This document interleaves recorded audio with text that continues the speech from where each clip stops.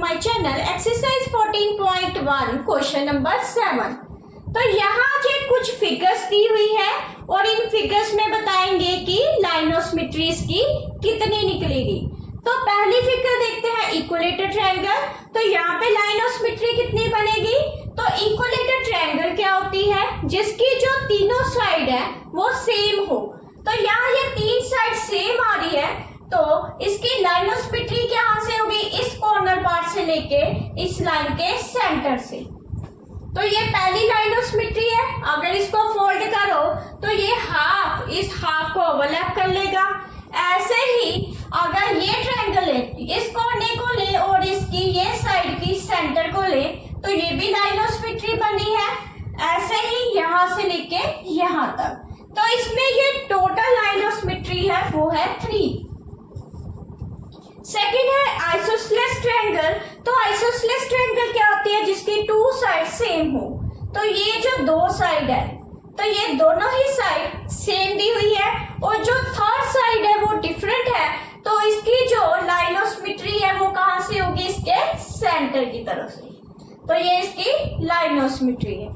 तो और दूसरी साइड हम ले नहीं सकते। अगर हम इस साइड लेंगे लाइन सिमेट्री, तो यहाँ सपोज करो यहाँ ले ली, तो यहाँ का जो सेंटर पार्ट है वो थोड़ा बाहर की तरफ चले जाएगा। अगर इस पार्ट से लेंगे, यहाँ इस कोने से लेके यहाँ तक लाइन ऑफ सिमेट्री होगी, तो उसमें भी ये कोना पार्ट, जो कॉर्नर पार्ट है वो बाहर की तरफ चले जाएगा।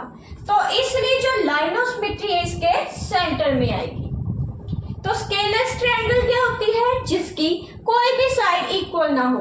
तो यहाँ इसकी कोई भी साइड इक्वल नहीं है, तो हम इसकी लाइन ऑफ सिमेट्री बता ही नहीं सकते। तो यहाँ जो आंसर आएगा इसका आएगा नो। तो इसमें कोई लाइन ऑफ सिमेट्री नहीं है। तो इस सब में था 1 थी, तो यहाँ पे 1 लिख देंगे। आर स्क्वायर, तो स्क्वायर की लाइन ऑफ सिमेट्री कितनी आ रही है, एक तो इसका ये हाफ आ जाएगा और ये एक हाफ ये आ गया, ये 2 हो गई। और ये कोने पार्ट से लेके इस कॉर्नर पार्ट से, तो यहाँ ये 3 लाइन ऑफ सिमेट्री बनी और ये टोटल हो गई 4 लाइन ऑफ सिमेट्री। तो यहाँ कितनी लाइन ऑफ सिमेट्री बन रही है, 4। आगे रेक्टेंगल देखते हैं। तो रेक्टेंगल में दो साइड जो होती है, लेंथ होती है 2, ब्रेथ, तो 2 साइड इक्वल होती है। तो इसलिए इसकी जो लाइन ऑफ सिमेट्री है वो कैसे बनेगी, तो ये इसके इस लेंथ से इस लेंथ का हाफ कर देंगे, ये 1, और ऐसे ब्रेथ से इस ब्रेथ को हाफ कर देंगे, ये 2। तो यहाँ पे कितनी लाइन ऑफ सिमेट्री आ गई, 2।